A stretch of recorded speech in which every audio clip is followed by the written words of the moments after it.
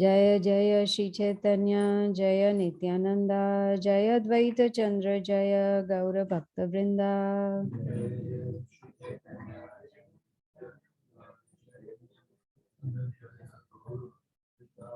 Jaya Jaya Shri Chaitanya Jaya Nityananda Jaya Advaita Chandra Jaya Gaura Bhakta Vrinda. Jai Jai Shri Chaitanya Jai Nityananda Jai Advaita Chandra Jaya Jaya Shri Chaitanya Jaya Nityananda Jaya Advaita Chandra Jaya Gaura Bhakta Vrinda. Jai Jai Shri Chaitanya Jai Nityananda So we are starting a new chapter, Chaitanya Charitamrita, Adi Leela, chapter number 4, the confidential reasons for the appearance of Sri Chaitanya Mahaprabhu. Text number 1.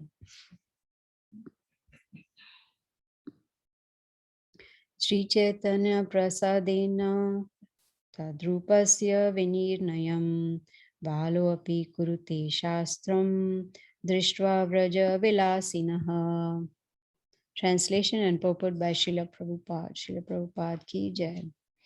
By the mercy of Lord Chaitanya Mahaprabhu, even a foolish child can fully describe the real nature of Lord Krishna, the enjoyer of the pastimes of Raja, according to the vision of the revealed scriptures. Purport. One can ascertain the meaning of this Sanskrit shloka only when one is endowed with the causeless mercy of Lord Chaitanya. Lord Sri Krishna, being the absolute personality of Godhead, cannot be exposed to the mundane instruments of vision. He reserves the right not to be exposed by the intellectual feats of non devotees. Notwithstanding this truth, even a small child can easily understand Lord Sri Krishna and his transcendental pastimes in the land of Vrindavan by the grace of Lord Chaitanya Mahaprabhu. Om Ajnanatimirandasya Jnananjana Shalakaya Chakshurunmilitam Yena Tasmai Shri Gurave Namaha. So we are starting a new chapter, and from this very first verse we can see it is very important to have the mercy of Guru and Krishna. And of course, Chaitanya Mahaprabhu, there is no difference between Krishna and Chaitanya Mahaprabhu. So to get the mercy, we have heard in so many lectures that we need to follow the instructions of Guru and Krishna, because only when they are pleased with our devotional service that they will be able to bestow their mercy upon us. And in this verse, the striking point is even a foolish child can fully describe the real nature of Lord Krishna. So it doesn't matter whether one has some academic knowledge or academic degrees or maybe a PhD holder or whatever it may be. That is not the criteria to understand Krishna. That is good to know because then it helps in preaching. But here it says even a foolish child can still know Krishna. And what is the reference? It's given in the revealed scriptures. So we have the Vedas, then we have the essence of the Vedas, which is Srimad Bhagavatam, and then we have the essence of all of that, which is the Bhagavad Gita. So scriptures are clearly giving us indication that all that is required to get the mercy of Krishna is our sincere endeavor. Only when we sincerely endeavor on this devotional path and follow the instructions of Guru and Krishna. What do Guru and Krishna ask us to do? Give our bank balance? Leave the family? Leave the job? No. All that is required is change of consciousness. Just follow the rules and regulations, chant, eat prasadam, and please the spiritual master. Because Krishna will be pleased only when the spiritual master is pleased. And the spiritual master will be pleased when we follow his guidance. So it's very, very important that we get the mercy of Guru and Krishna. And before we can go to getting the mercy of Guru and Krishna, we need to get mercy of the devotees. When we get the mercy of the devotees, then that pleases the Guru. And when Guru is pleased, Krishna is automatically pleased. And so all we need is to have a spiritual goal. And of course, to understand Krishna, we need spiritual vision. We have heard this in Brahma Samhita. Premanjana churita bhakti vilochanena santa sadaiva hridayeshu vilokayanti yam shama sundaram achinta guna swarupam govindam adi purusham tam aham bhajami. I bow down to that Krishna, that Govinda, who can be seen when there is a prema anjana, when there is an ointment of love in the eyes. We see spiritually, and that we can do with the glasses of scriptures, right? Shastra Chakshusha. So we take the knowledge from the scriptures, we associate with devotees, we serve the devotees, we get their mercy, Guru is pleased and Krishna is automatically pleased. So here he says even a child can understand. All that is needed is Hare Nam, Hare Nam, Hare Nam, Eva Kevalam. That we just chant, chant, chant, because in Kali Yuga there is no other way. Let's see verse number 2. Jaya Jaya Shri Chaitanya Jaya Nityananda Jaya Advaita Chandra Jaya Gaura Bhakta Vrinda. We just chanted this 3 times before we started, right? What does it say? Translation: all glory to Lord Chaitanya Mahaprabhu, all glory to Lord Nityananda, all glory to Sri Advaita Acharya, and all glory to all the devotees of Lord Chaitanya. Again, we come back to devotees, because say when the child wants to, the parents want the child to graduate. So the child is 5 years old. Does the child go straight to college? No. Where does the child start? From kindergarten, from maybe, what is that before kindergarten? Pre-care? Pre-K, pre-K, pre-K. Okay. Okay, in India they call it nursery, here they call it pre-K. So the child starts from bottom. Right? Starts learning A for apple, B for bat, and then goes to the next and the next. And then comes, we'll also in the beginning we'll learn 1 + 1 = 2. And then gradually in high school we'll learn calculus, right?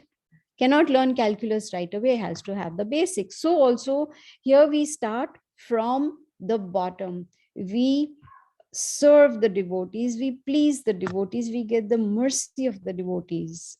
If I say, Bhakti, what are you doing? Will you give me mercy? She says no. It's natural. No, we are not in a position to get angry at devotees. We are not in a position. He is Guru Maharaj. He can get angry. He is Guru Maharaj. So we are just beginners. We are trying to become devotees. So we don't have the authority to get angry at devotees. So in fact, in Bhagavad Gita, chapter 17, Krishna explains to Arjuna about austerity of speech. How many of you remember what is austerity of speech? No. Speaking the truth, yes. Then do not speak words that are not pleasing to others. Be gentle. Yes, your words should not agitate the mind of others. So it has to be so pleasing. What else? Recite the scriptures. This is what is mentioned in the Bhagavad Gita. So when we sincerely try to perform this austerity of speech, which means pleasing. So just like I give an example, if I yell at Bhakti, she's not going to give me mercy. And she will not even accept my service. Will you accept my service with that anger? No, you're not going to accept it, right? So it has to be very pleasing. So here it says, and all glory to all the devotees of Lord Chaitanya. Now, once a question was asked, who is a devotee? What do you think? Who is a devotee? One who chants Hare Krishna is a devotee. It doesn't matter they are chanting 1 round, 2 rounds, 16 rounds, 20, 40, whatever it may be. Just chanting Hare Krishna Mahamantra, Hare Krishna, Krishna Krishna, Hare Hare, Hare Ram, Ram Ram, Hare, is considered a devotee. One question. Yes. About if Guru will chastise or yes. is Yes. mercy for us. Yes, definitely. So If the spiritual now- master is getting angry at us, that is a special mercy. Right. Yes. So should we make him angry? Should we make him angry? Get a mercy, right? No, no, no, no, no. Don't try to find a loophole. No, no, no. Get a mercy now on making him angry. So that he should be No, angry and I the will be angry. idea behind that is when the spiritual master gets angry at the disciple, it's a mercy, which means the disciple is doing something wrong and is being corrected by the spiritual master, which is a mercy. I'm looking for the loophole to get I the know, mercy, I right? know. No, no, So, no. People immediately think, okay, then I will make it angry. I will do the bad thing. No, and no, just like, no. Then I will get the mercy. I'm No. thinking that the bad, evil mind of things. I know, I know, right? no, no, no. So, In fact, there are three levels of disciples. The lowest one is one where the spiritual master gives instructions and still does not follow because uses one's own mind and intelligence. Oh, I don't think this is what he means, or I don't, makes those assumptions, or you can say speculations. Second class is one who um, the guru says, gives the guidance or gives instructions and follows them. Yeah. But which is the topmost? proactive. Doesn't wait for And instructions, knows what the knows what the guru wants and does it even before has been asked to do. And what does the guru want us to do? Follow his Oh, I instructions. thought make millions of dollars. No? Oh, I'm wrong. All he wants is chant attentively, read Srila Prabhupada's books, eat only Krishna Prasadam, preach, serve. These are the only instructions. That is included. Regulative principles is the first basic step that we start in Krishna consciousness with. And I'm glad you mentioned that because Guru expects that we are following the four regulative principles. So here we see in this verse, we actually recite this verse regularly, and it is glorifying basically the Panchatattva and also the devotees. And when the reason I'm stressing so much on and all glory to all the devotees of Lord Chaitanya is because our whole spiritual life depends on, I wouldn't say correct Krishna consciousness, but carefully being Krishna conscious. Carefully means when we are thinking of glorifying the devotees, that means we cannot find faults in them. Do you agree? Yes or no? Yeah. Then say it loudly. Yes, yes. And all these verses from whether it is Bhagavad Gita, Bhagavatam, or Chaitanya Charitamrita, they're all teaching us how we can purify ourselves and go back to Godhead. So we need to, I always talk about this, that we need to magnify our faults and magnify the good qualities of other devotees. So the moment the thought comes to the mind that so and so, blah, blah, blah, blah, blah, stop it right then and there and cancel it. Just tell the mind to shut up because we don't want to go in that area because that is an offense. Now, I was talking about Jad Bharat last Wednesday, right? As Atlanta Temple lecture. And there also, Jad Bharat was preaching to King Rahugana. What was he preaching? That he was saying that you need to think before you speak because spiritual life can be squashed. It can be squashed by Vaishnava Aparadh, by offending a devotee. So we need to be very, very vigilant not to offend any devotee. Oh, yes. On Friday, which is yesterday, I heard, I attend these lectures from Harrisburg, ISKCON Harrisburg, and on Friday, yesterday, Anasuya Mataji was giving the lecture and she made a very important point. And that was an eye opener for me. I have not heard that before in all these years. And I thought, wow, maybe I should print it and paste it on the wall. You want to know what it is? Yes. So she said that all our life, we do not really care for relationships between the devotees. We don't really care much about building those relationships or making it like very pleasant. And then she said, yes, at the funeral, say when I die, and I hope all of you will come for the funeral, what will you say? Will it be complaining about me, or will it be saying some nice things about me? Oh, you say you'll miss me. Oh, that depends on how I have led my life. Correct? That depends on what has been my relationship with all other devotees. Does that make sense? Right? So what do we want? We have a choice. Do we want at our funeral? I'm not saying we are we can die, of course, anytime. Anyone can die anytime. But I'm saying that she gave such an important point to meditate upon, that at my funeral, what will the others talk about us? That was this devotee the one complaining all the time, or was this devotee who was glorifying Krishna all the time? What is it? So I really like that point very much. So it's very, very important that we keep Krishna in the center of our lives, which we all are doing. We all are doing that. If we were not doing, we wouldn't be sitting here today, right? What would we be doing? I don't want to know. Because probably non-Krishna conscious if we were not Krishna conscious. Next verse. Chaturtha shlokera artha kaila vivarana panchama shlokera artha shuna bhaktagana. Translation. I have described the meaning of the fourth verse. Now, O devotees, kindly hear the explanation of the fifth verse. Next verse, number 4. Mula shlokera artha kari te prakasha artha lagai te age kahiye abhasa. Translation. Excuse me. Just to explain the original verse, I shall first suggest its meaning. Verse number 5.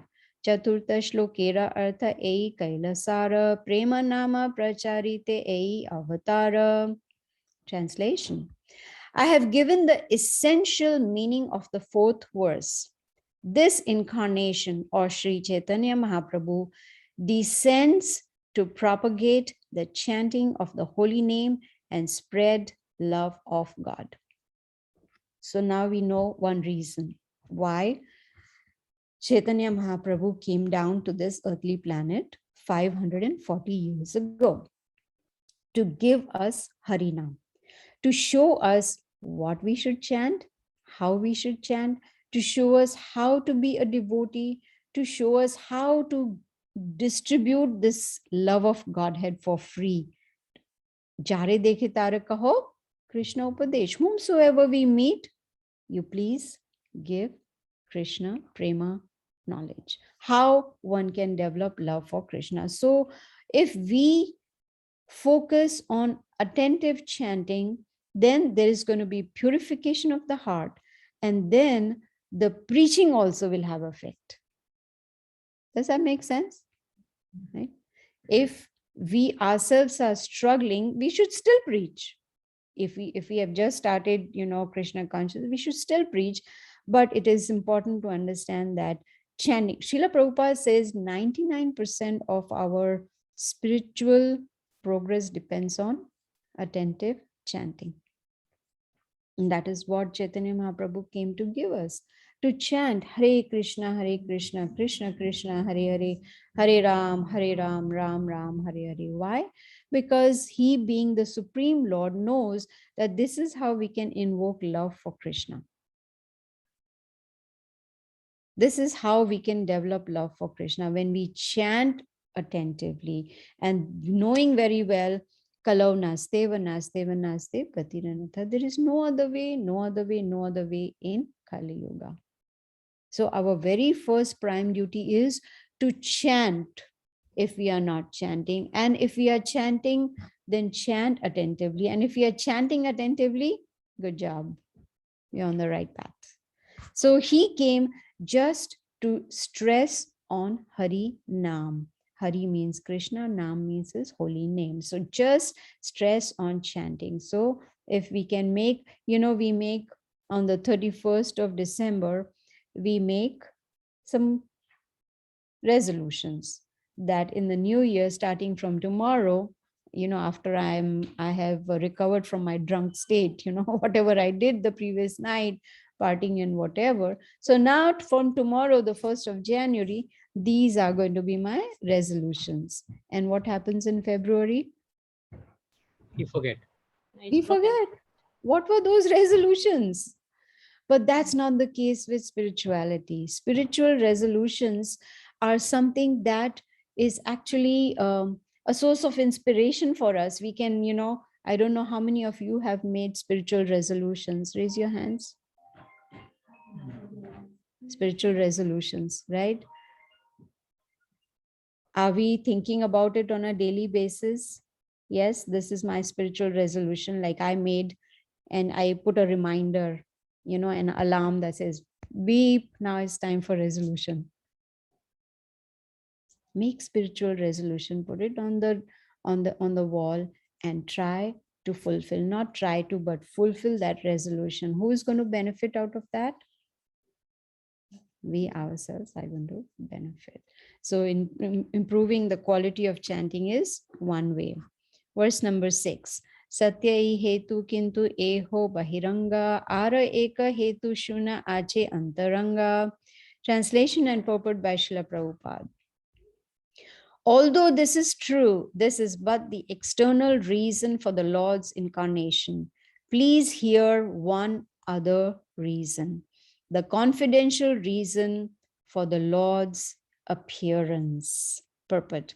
In the 3rd chapter, 4th verse, it has been clearly said that Lord Chaitanya appeared in order to distribute love of Krishna and the chanting of his transcendental holy name, Hare Krishna. That was the secondary purpose of Lord Chaitanya's appearance. The real reason is different, as we shall see in this chapter.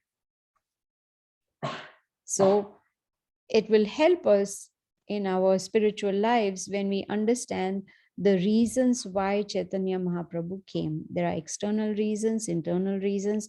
So here Krishnadas Kaviraj Goswami is giving the external or the secondary reason, purpose of Chaitanya Mahaprabhu's appearance is chanting of the holy names of the Lord. He came to give us Harinam and distribute love for Krishna. Verse number 7. Purve yena prithvira bhara haribare Krishna avatirna haila shastrete prachare. Translation.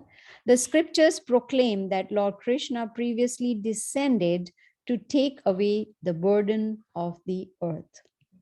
We read in Bhagavad Gita, Yada yada hi dharmasya glanir bhavati bharata abhyatanam dharmasya tadatmanam srijamyaham. Why and when does Krishna come? When there is rise of irreligion. Right? And also he says, Paritranaya sadhunam, also to not only to annihilate the miscreants, but also to protect his devotees. So these are the reasons he comes. So he came 5,000 years ago to remove the miscreants or to remove religion from the earth. Number 8. Swayam Bhagavanera karma nahe bhara harana sthiti karta Vishnu karina jagat palana. Translation. To take away this burden, however, is not the work of the Supreme Personality of Godhead. The maintainer, Lord Vishnu, is the one who protects the universe. So we have learned in Srimad Bhagavatam already different expansions, different energies of Krishna, different incarnations of Krishna. And we see that Lord Vishnu is an expansion of Krishna, not the other way around. And we also saw that in Bhagavad Gita, where Arjuna was shown the whole universal form. And then, so from Krishna to universal form, to Vishnu form, to Krishna Shyamasundar form. What was the reason behind that? To show us practically, theoretically we heard it, but to show us practically that Krishna is the Supreme Personality of Godhead. And in this verse, it is specifying why Krishna, his appearance was at the same time when the irreligious people had to be removed. Krishna only came to exhibit his pastimes. But it so happened that at that same time, the same purpose also was fulfilled of removing irreligious people, which actually is done by Lord Vishnu. This is what this verse is talking about. So, what is the reason Krishna exhibits his pastimes? Is it because he has nothing else to do? He's getting bored. So he decides, okay, let me, exhibit some pastimes. No, it is so that we can get attracted to Krishna by his pastimes. How many of us get attracted when we hear from Krishna book that little baby Krishna, was wearing all these ornaments and was barely dressed, and then his payal or his anklets, are going chum chum chum chum when he is going to meet the fruit vendor, right? So he wants to get fruit, so he's carrying some grains in his tiny tiny palms and he's walking. Isn't that beautiful to hear that pastime? So there's so many pastimes, and these are there so that it can attract us, it can attract the devotees, and we can go back to Godhead. And it so happened that Krishna's appearance, for his pastimes and removing miscreants, it coincided. It was not planned, but it coincided. But we know even from Bhagavad Gita, everything happens according to Krishna's will. Do you agree? Yeah. We make plans, and who makes them or breaks them? Krishna does that, because it's his last word. He is the controller, we are not. Even they say, even not a blade of grass moves without the permission of Krishna. So he decides and he plans everything. But that doesn't mean we sit tight and not do anything. We still do our karma. We still perform our devotional service, but we do not expect the results to be according to our choice. We leave the results to Krishna. And that is what he taught us in chapter 3 and chapter 5 of Bhagavad Gita about karma yoga, action in Krishna consciousness. Let's see the next verse. It's number 9. किंतु कृष्णेरा ये है अवतार काल भार हरण काल ताते हाय ला मिशाल. Translation and purport by Srila Prabhupada. But the time to lift the burden of the world mixed with the time for Lord Krishna's incarnation. Purport. We have information from the Bhagavad Gita that the Lord appears at particular intervals to adjust a time-worn spiritual culture. Lord Sri Krishna appeared at the end of Dwapar Yuga to regenerate the spiritual culture of human society and also to manifest his transcendental pastimes. Vishnu is the authorized Lord who maintains the created cosmos, and he's also the principal deity who makes adjustments when there is improper administration in the cosmic creation. But Sri Krishna, being the primeval Lord, appears not in order to make such administrative adjustments, but only to exhibit his transcendental pastimes and thus attract the fallen souls back home, back to Godhead. However, the time for administrative rectification and the time for Lord Sri Krishna's appearance coincided at the end of the last Dwapar Yuga. Therefore, when Sri Krishna appeared, Vishnu, the Lord of maintenance, merged with him, because all the plenary portions and parts of the absolute personality of Godhead merged with him during his appearance. Isn't that beautiful? And we have heard in Srimad Bhagavatam, how Lord Krishna, the first expansion is Lord Balram, then the Chaturvya, then the second Chaturvya, then Mahavishnu, then Garbhodakshai Vishnu, then Shirodakshai Vishnu, which is in our hearts as Paramatma. So here we see how, it so happened that this last Dwapar Yuga, we are in this Kali Yuga, and the Yuga just before our Kali Yuga is where this coincided. That Krishna came for his pastimes, and at that time it was also to remove the irreligious people, maintenance of material world. Verse number 10. Purna Bhagavan avatare ei kale arasab avatara tante asiyamile. Translation. When the complete supreme personality of Godhead descends, all other incarnations of the Lord meet together within him. Actually, Everyone, everything is within Krishna. We learned this in Bhagavad Gita chapter 10. Aham sarvasya prabho mataha sarvam pravartate. Krishna says everything, everyone emanates from me. Verse 11 and 12. Excuse me. Narayana Chaturvyuha Matsyadi Avatara Yuga Manvantara Avatara Yata Ache Sabe Ashi Krishna Ange Haya Avatirna Aiche Avatare Krishna Bhagavan Purna. Translation. Lord Narayana, the four primary expansions, Vasudev, Sankarshana, Pradyumna, and Aniruddha, Matsya, and the other Leela incarnations, the Yuga avatars, the Manvantara incarnations, and as many other incarnations as they are, all descend in the body of Lord Krishna. In this way, the complete Supreme Godhead, Lord Krishna himself, appears. 13. Ataiva Vishnu Takhana Krishnera Sharire Vishnu Dware Kare Krishna Asura Samhare. Translation. At that time, therefore, Lord Vishnu is present in the body of Lord Krishna, and Lord Krishna kills the demons through him. This is very interesting to hear, right? Just like we've heard in Krishna book also, that when Krishna leaves Vrindavan to go to Mathura, it's not Krishna. Krishna never leaves Vrindavan. It's Vasudev Krishna that goes to Mathura to kill Kamsa and to kill other demons or whoever that may be. So here we can also see that original Supreme Personality of Godhead is Krishna, and everyone else is helping him in his pastimes. 14. Anusanga karma ei asura marana ye lagi avatara kahi se mula karana. Translation. Thus, the killing of the demons is but secondary work. I shall now speak of the main reason for the Lord's incarnation. Jai. Verse 15 and 16. Prema rasa niryasa karite aswadana raga marga bhakti loke karite pracharana rasika shekhara krishna parama karuna eidvi hetu haite ichara udgama. Translation and purport by Srila Prabhupada. The Lord's desire to appear was born from two reasons. The Lord wanted to taste the sweet essence of the mellows of love of God, and he wanted to propagate devotional service in the world on the platform of spontaneous attraction. Thus, he is known as supremely jubilant and as the most merciful of all.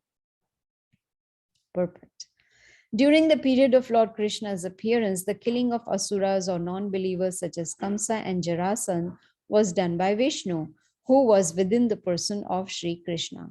Such apparent killing by Lord Sri Krishna took place as a matter of course and was an incidental activity for him. But the real purpose of Lord Krishna's appearance was to stage a dramatic performance of his transcendental pastimes at Vrajabhumi, thus exhibiting the highest limit of transcendental mellow in the exchanges of reciprocal love between the living entity and the Supreme Lord. These reciprocal exchanges of mellows are called Raga Bhakti, or devotional service to the Lord in transcendental rapture. Lord Sri Krishna wants to make known to all the conditioned souls that he is more attracted by Raga Bhakti than Vidhi Bhakti, or devotional service under scheduled regulations. It is said in the Vedas, Raso Vai Saha. The absolute truth is a reservoir for all kinds of reciprocal exchanges of loving sentiments. He is also causelessly merciful, and he wants to bestow upon us this privilege of Raga Bhakti. Thus, he appeared by his own internal energy. He was not forced to appear by any extraneous force. How do we come into this material world? We are forced out, right? Forced out, correct? We don't want to come out because we know once we come out, there's only Maya, Maya, Maya. The moment parents say, oh, kuchi, kuchi, kuchi, oh, mama, all that starts, right? As soon as the baby comes out, no one says, oh, Hare Krishna, baby chant, Hare Krishna. No. Do we do that? No. They're so excited, taking selfies and taking pictures and posting on Facebook and Instagram and Twitter or wherever it may be, or YouTube, right? But here he says he was not forced to appear by any extraneous force. No one forced him. So there are two reasons of his appearance. One is he wanted to taste the mellows of love of God. So when Chaitanya Mahaprabhu came, he came, Radha and Krishna combined, but he wanted to taste what does Radha Rani taste in my love? What does she feel? What is the ecstasy she experiences in love for me? That is what he wanted to taste. And also he wanted to teach us how to perform devotional service in the world, which is Raga Bhakti. And he says he wants to make known to all the conditioned souls, which means us. We are all conditioned. Why? Because we are still thinking about the body. I am this body, still on the bodily concept. So he came to show us spontaneous attraction, and that is his mercy. He came just for fallen souls, conditioned souls in Kala Yuga. When he came 5,000 years ago, Vishnu within Krishna killed all the demons. This is what Srila Prabhupada says in the purport, right? And then he came also to exhibit his pastimes in Vrajadham, also to show us how to love him in complete purity, how to develop loving relationship with him. Krishna is not looking for us to follow the rules and regulations like a fanatic. You understand? That and get all worked up. This is a rule. No, we don't get worked up with rules, and we follow the rules and regulations that are going to help us in our spiritual life, but not take the rules and regulations the only thing to do. That is just a stepping stone for us to progress spiritually. So he came to teach us how to love him. Let's see number 17. ऐश्वर्य नानेते सब जगत मिश्रित ऐश्वर्य सिद्धिला preme nahi mora prita. Translation. Lord Krishna thought, this is what Krishna Das Kaviraj Goswami is writing. Lord Krishna thought, all the universe is filled with the conception of my majesty, but love weakened by that sense of majesty does not satisfy me. That is why Prabhupada says devotees do not worship the universal form because it's majestical, right? Is that the right word? Majestical? Is there some word? Majestical? Is there? Yes? Oh, there is. Okay. I thought I just created a word out of nowhere. So devotees are not so attracted to the majesty of Krishna. Yes, they understand how great Krishna is, but they are not just attracted by his universal form. So here it is said, this verse, of course, is in continuation of the previous verse, and Krishna is more interested in our attraction towards him as the Supreme Personality of Godhead, as the Shyamasundar, rather than, we just getting attracted to his opulence or his majesty.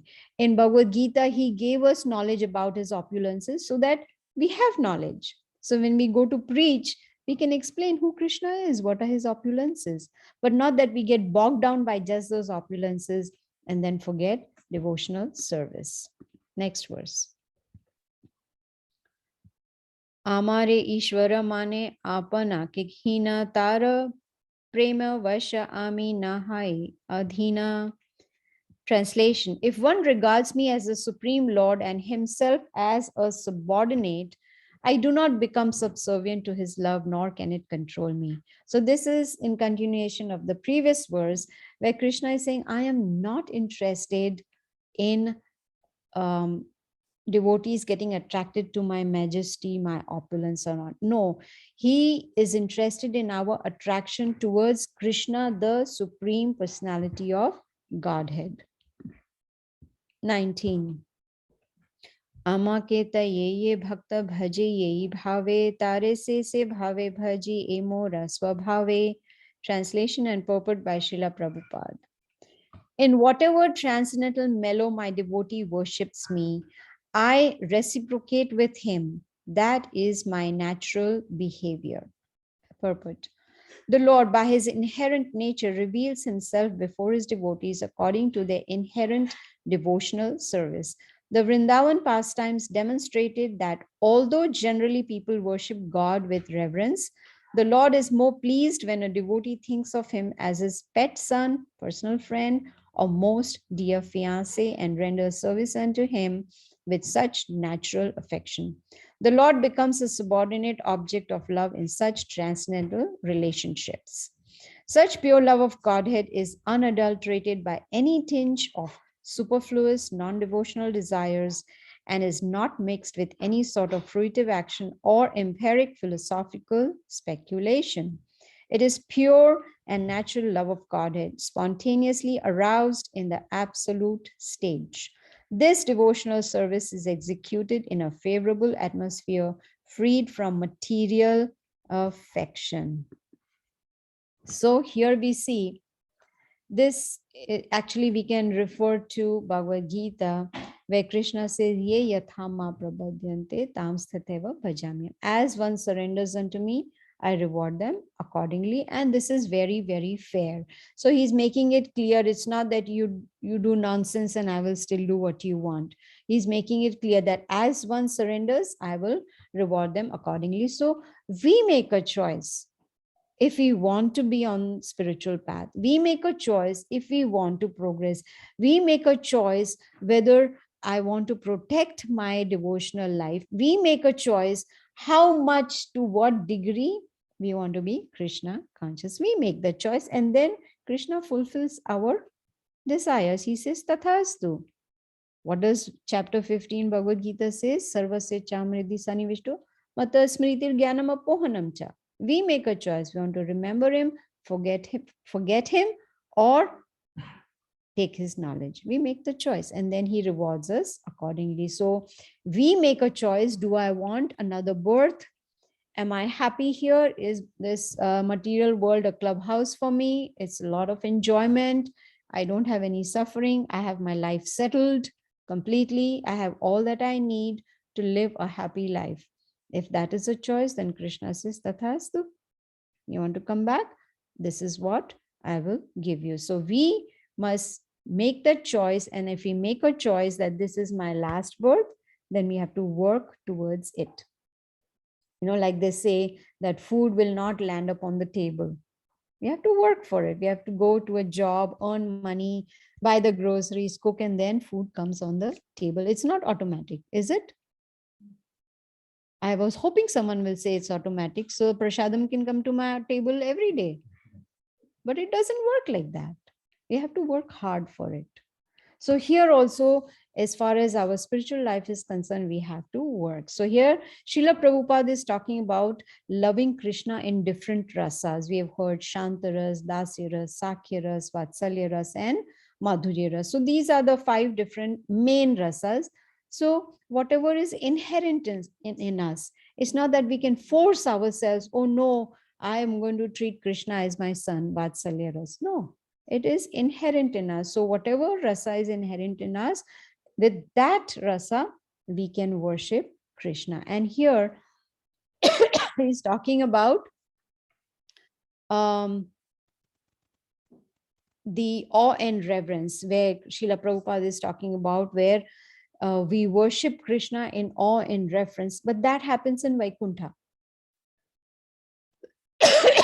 Not in Goloka. In Goloka, it's personal relationship or personal service to Krishna in Goloka Vrindavan.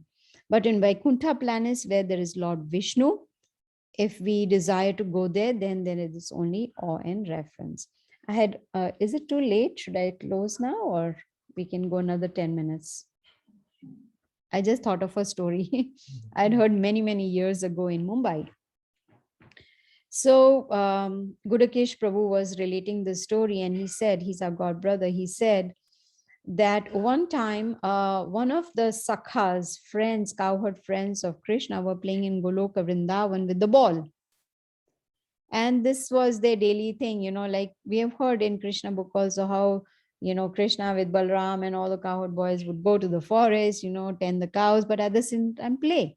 They would play different games. Here they were playing, and Krishna threw the ball so far that it landed in Vaikuntha. So I forget the name of this cowherd boy who was supposed to get the ball. So he goes to Vaikuntha. And what does he see in Vaikuntha? Krishna is sitting, he's meditating, his eyes are closed, he has a smile on his face, and all others who are around him, they are all in meditation. He goes and he shakes Vishnu and says, "Come on, we have to play with the ball." He didn't realize this is Vaikuntha. This is where there is only awe and reverence. There is no playing with ball or anything. That is in Goloka Vrindavan. So here it is, he's saying such pure love of Godhead is unadulterated by the tinge of superfluous non-devotional desires and is not mixed with any sort of fruitive action or philosophical speculation. It's all based on the scriptures. And to be able to go to Goloka Vrindavan, if we have a desire to play with Krishna, then Goloka Vrindavan is our place. But if we want to meditate in awe and reverence, then we go to Vaikuntha. So if we want to go to Goloka Vrindavan, then Rupa Goswami says, Anyabhilasita Shunyam Jnana Karma Namrit. You have to be completely free from jnana, karma, everything. There has to be no desire at all. Srila Prabhupada says, even if we have a tinge of material desire, we are not qualified to go back to Godhead. A tinge. And imagine we have pots and pots full of material desires, right? Now this and now that, and now I want this, and now this full, like completely the head is small, but the desires, they overflow from the head. Like they're like all over the place. And not only our desires, we have desires for others also. Yes or no? What do we desire for others? What do we desire from others? Exactly. Do what I want. Do as I say. My way or highway. That is correct, no? That is, they say my way or highway. They use that in office, right? The boss will say my way or highway, pink slip, don't listen to me, out. There are many others who can take your job, right? There are many qualified ones. I keep hearing, from my son saying, oh, so-and-so left the company. Sure, another will come to fill that gap, right? So here, there has to be no adulteration and the devotional service has to be uninterrupted. It's not that we do bhakti on Saturday mornings from 11 to 12. No, it is every day, all the time. Then we will become free from Maya and material desires. We'll do the last verse for today, number 20. Everyone must be happy. Yay, the last verse now, finally. This is from Bhagavad Gita. After I prepared the lecture, when I went to the next verse, I said, oh, I just quoted that just 2 verses ago. Ye yatha mam prapadyante tam satheva bhajamyam mama vartamanu vartante manushya partha sarvashaha. Translation and purport by Srila Prabhupada. In whatever way my devotees surrender unto me, I reward them accordingly. Everyone follows my path in all respects, O son of Pritha. Purport. In the 4th chapter of the Bhagavad Gita, Lord Krishna affirms that formally, or some 120 million years before the battle of Kurukshetra, he explained the mystic philosophy of the Gita to the sun god. The message was received through the chain of disciplic succession, but in course of time, the chain being broken somehow or other, Lord Shri Krishna appeared again and taught Arjuna the truths of the Bhagavad Gita. At that time, the Lord spoke this verse, 4.11, to his friend Arjuna. So this, we all know this verse from Bhagavad Gita. I spoke about it just 2 or 3 verses before. So again, it's a matter of choice whether we want to finish our business in this life, like Prabhupada says, make this your last business and go back to Godhead. But if we want to, then we have to make sincere endeavors, sincere efforts, very serious efforts, and these will only benefit us. Why did Arjuna ask so many questions to Krishna? For us, because he also knew Kali Yuga is approaching and we will be so unfortunate that we definitely need this message given to us by Lord Krishna. So we end at verse number 20. If anyone has any questions, you are welcome to ask.